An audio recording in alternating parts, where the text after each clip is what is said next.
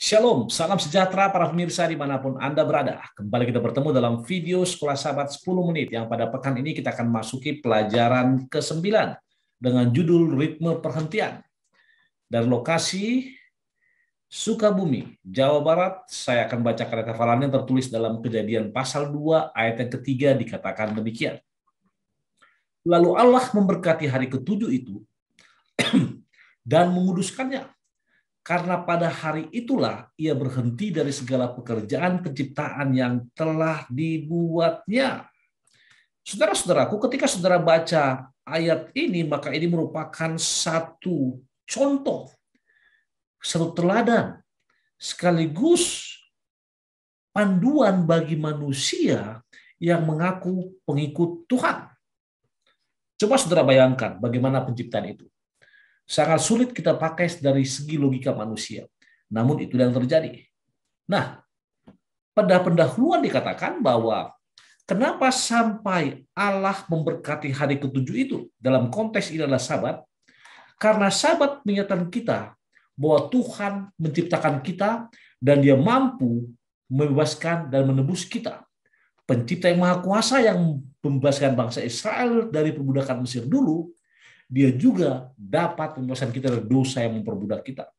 Saudara-saudaraku, ingat, kita beristirahat pada hari Sabat dengan berkat dari Dia yang menciptakan kita. Berkat dari Dia yang menebus kita. Dan berkat dari Dia yang menguduskan kita. Dan ingin bersekutu dengan kita. Bisa dikatakan bahwa hari Sabat adalah sebuah oasis. Perhentian surgawi di gurun gersang dari dunia yang membingungkan dan sekuler ini.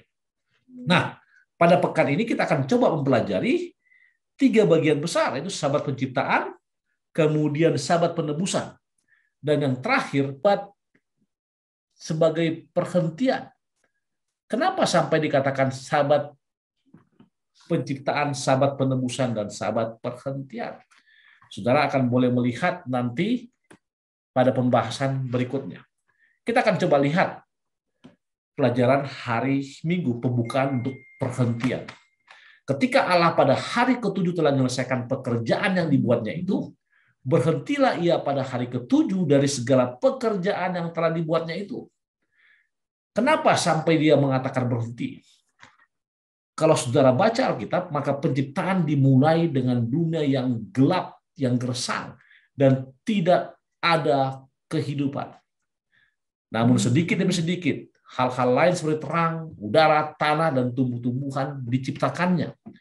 Setelah tempat kediaman siap, Tuhan menciptakan ritme dunia baru dengan menempatkan beberapa pengatur waktu, yaitu matahari, bulan, bintang, yang kemudian akhirnya kehidupan memenuhi dunia selama 2 hari berikutnya.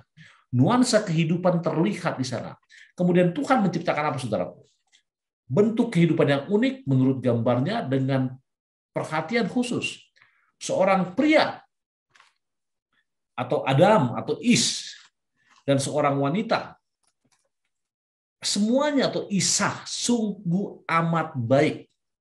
Nah, saya mau tanyakan kenapa Tuhan menciptakan hal tersebut.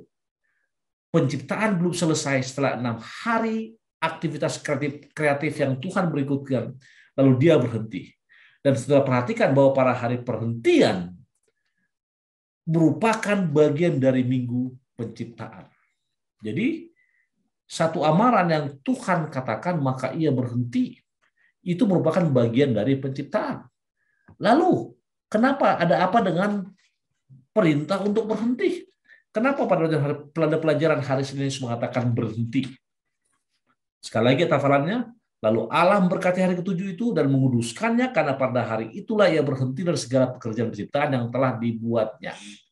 Kalau saudara baca atau sering dengar KKR, maka inilah kalimat, inilah keistimewaan Sabat itu. Apa pertama? Allah berhenti. Yang kedua, Allah menguduskannya. Dan ketiga, Allah memberkati. Hari terakhir dari penciptaan diberkati dan dikhususkan bagi ciptaan Tuhan. Untuk apa? Untuk memiliki persekutuan dengannya. Persekutuan yang penuh. Meskipun dunia bebas dari dosa dan tekanan, manusia perlu mengesampingkan tugas sehari-hari. dan menghabiskan satu hari bersama pencipta mereka. Saudara-saudaraku, ketika dosa memasuki dunia, rasa sakit, kelemahan, dan kekerasan menggantikan sukacita dan kedamaian. Karena itu manusia memerlukan hari istirahat untuk menghabiskan waktu yang berharga bersama pencipta mereka lebih dari sebelumnya. Kalau boleh dikatakan, maka Allah yang pencipta langit bumi segala isinya, yang menciptakan manusia, yang tahu organ tubuh kita ini, dia katakan berhenti. Dalam Keluaran 20 ayat 8, maka dengan jelas dikatakan apa, saudaraku? Ketika saudara baca bagian ini, maka dikatakan dengan jelas, ketika Tuhan merangkum hukumnya dalam 10 perintah, dia memasukkan hari Sabat bagi kita untuk beristirahat dan menyatakan kita bahwa dia adalah pencipta kita. Siapa, saudaraku? Dia. Itu sebabnya pelajaran hari Selasa diatakan keadaan baru. Kenapa? 6 hari lamanya kamu memungutnya. Tapi pada hari yang ketujuh ada Sabat, maka roti itu tidak ada pada hari itu. Ingat, diulangi lagi dalam perjalanan bangsa Israel menuju Kanaan. Tuhan menguduskan hari Sabat, memberikan contoh, bahkan dalam kehidupan nyatanya. Apa yang dibuat? Ketika mana tidak turun pada hari Sabat. Dan pada hari Jumat, bangsa Israel boleh mengambil 2 kali ganda. Musa mendorong Israel kembali untuk melihara Sabat sebelum keluar dari Mesir.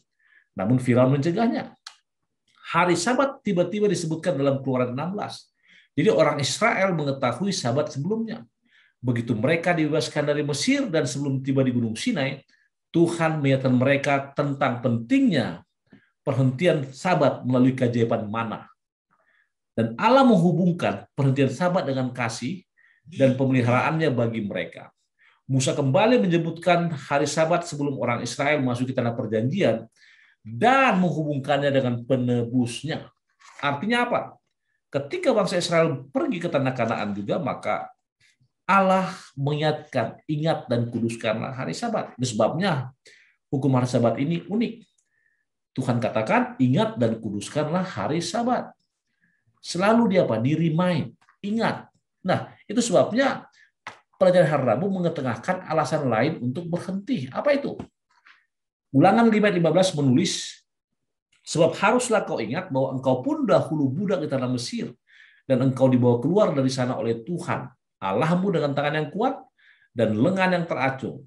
Itulah sebabnya Tuhan Allahmu memerintahkan engkau merayakan hari apa? Hari Sabat.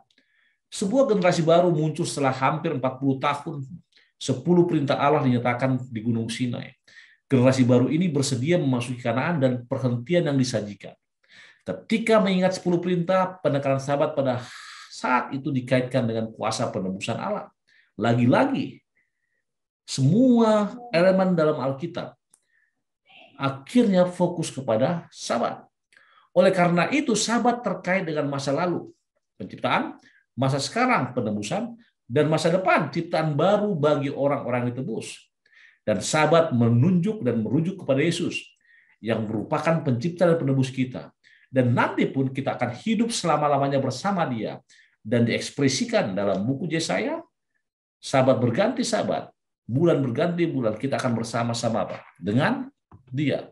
Dan pelajaran hari Kamis dikatakan, kenapa kita harus memelihara Sabat? Ingat, Tuhan memerintahkan umatnya untuk memelihara Sabat bersama dengan tidak membunuh dan tidak mencuri. Artinya Tuhan memberikan 2 lobatu 10 hukum secara bersamaan.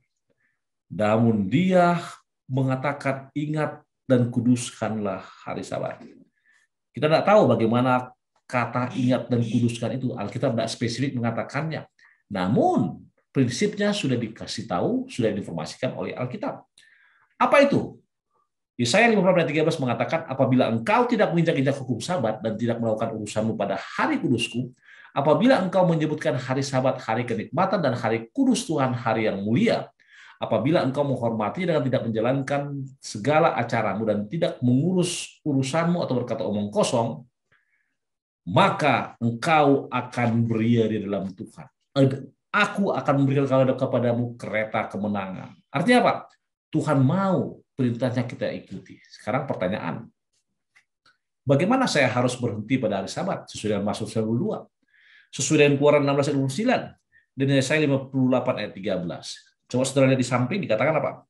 Cara yang paling gampang adalah memuji Tuhan. Yang kedua, memberitakan tentang Allah kepada orang lain. Itu ayat 2, ya. Lalu ayat 3, bernyanyi untuk Tuhan. Ayat 4 dan 5, bersukacita dalam penciptaan. Ayat 6, dikatakan mengingat kebenaran Allah. Ayat 10, menemukan kekuatan dalam Tuhan. Dan ayat 13, bertemu Tuhan bersama dengan gerejanya. Kata gereja disilah orang-orang yang diasingkan, eklesia. Lalu berikutnya, gunakan waktu bersama keluarga dan teman Anda. Lalu ada kata lagi, jangan lakukan kehendakmu sendiri. Kenapa? Itu bagian dari menguduskan Sabat. Dan berikutnya dikatakan, menikmati Sabat sebagai hari apa? Hari kenikmatan. Lalu yang terakhir, jangan berpikir atau berbicara tentang pekerjaan sehari-harimu.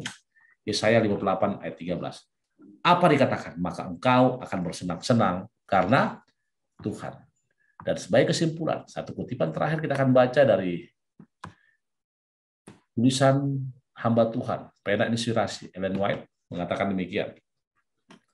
Hari Sabat bukannya hanya untuk orang Israel saja, tetapi untuk dunia. Hukum itu telah diumumkan kepada manusia di Taman Eden dan mempunyai keharusan yang tidak akan binasa. Sebagaimana halnya dengan 10 hukum.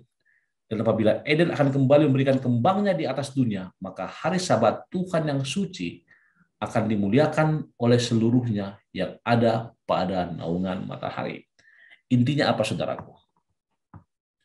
Sabat merupakan perintah Tuhan. Sabat merupakan satu teladan yang Tuhan telah tunjukkan melalui putranya Yesus Kristus ketika dia melayani di bumi ini. Dan Sabat merupakan, saya bisa katakan mandatori, sebagai ekspresi bahwa kita mengakui Allah sebagai pencipta kita, mengakui Allah sebagai penebus kita, mengakui Allah sebagai juru selamat kita, dan di surga pun kita akan melihara Sabat. Pertanyaannya sekarang, sudahkah saudara melihara hari Sabat yang benar? Kita sama-sama tunduk kepala dan berdoa. Bapa di surga, terima kasih Tuhan karena berkat-Mu, terima kasih karena rahmat-Mu, dan terima kasih karena pengasihan-Mu.